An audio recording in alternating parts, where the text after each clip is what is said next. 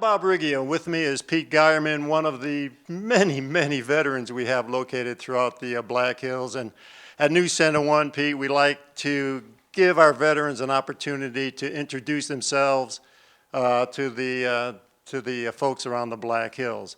And that's our way of recognizing the veterans that live here and give them, again, this opportunity to tell their story, just to tell their stories. I was in Huron, South Dakota, where I grew up. I graduated from high school in May of 1950, and the Koreans attacked South Korea in June, and most of my graduating class figured they might be over there. Quite a few of us were. I went off to the University of Minnesota because I could get a deferment. I didn't think I wanted to be over there getting shot at. I was in the third quarter of the University of Minnesota, and my brother showed up. I said, "What are you doing here?" He said, "I came to get ya." And I said, "What do you mean you came to get me?" He says, "You're going in the Navy." And I said, "No, I've got a deferment." And he said, "Dad found out that if you flunk one course, you lose your deferment. And we're a Navy family, and so you're going in the Navy." Did you flunk one course? No. But I said, "I'm going to stay in college." And he said, "Who's paying for this?" And I said, "Dad." And he said, "Dad says you're going in the Navy." And so I ended up in the Navy. You ended up in the Navy. Then I was sent over to a squadron called VP 47. Did you know what was involved working in that squadron at that time? No, I had no idea. I got in there and found out that I was going to become a narc, arresting anybody that's in a narcotics problem. You go where the Navy sends you. Squadron VP 40 over in the Philippines, they had a narcotics problem. Just before we were sent over to replace 40, they busted the problem. They were stealing ampules from, you'd have a package of different drugs and so forth. If you got shot up, there would be ampules of narcotics in there and a little block of gold. When somebody gets wounded, morphine. They'd have 3 or 4 ampules of morphine in the medipack. The whole idea was check out the medipack for each of the people aboard the aircraft. These were big seaplanes. Yeah. You were supposed to check them back in when you got done with the flight, but like anything in the Navy, they're going to go off in another 8 hours, so leave the damn things in there. Medical people decided they better go and check these packs. Maybe the morphine was overdated or something, and we had 12 planes in the squadron.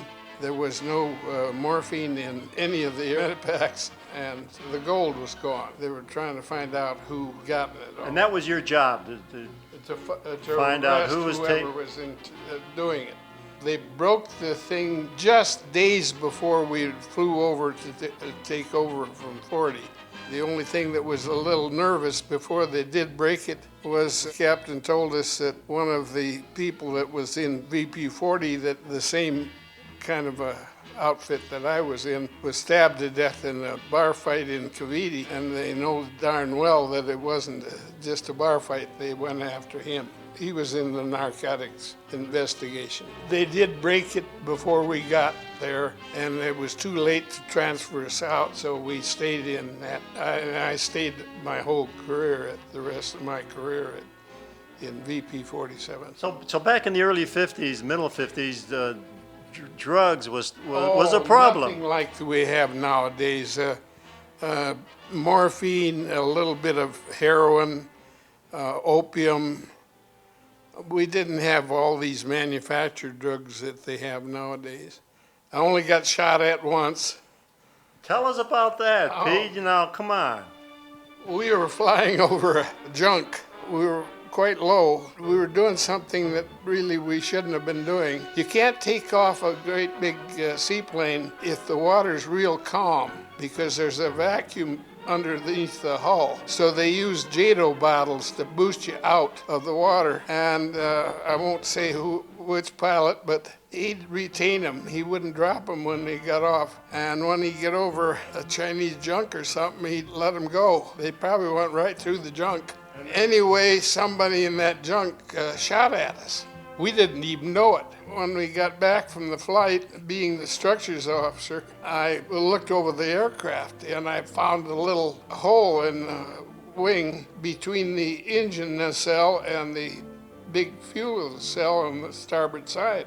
And I thought, that's a strange place for a drain hole for water. And so I went to the plane right next to me, and there wasn't No hole there. there was no drain hole there. And I thought, I better look at the top of the wing. And I did, and there was a hole about 5 inches across. So he had shot us. If he'd have been about 2 feet one way, he'd have gotten our engine. If he'd have been a couple feet the other direction, he would have got into the fuel nacelle. And after that flight, we were ordered to not ever drop bombs on our ships. Whatever works, right? Whatever works. Yeah, that was one of the fun things. Pete, thank you for taking the time to talk to us, and thank you for your service. Well, Thank you so much, sir.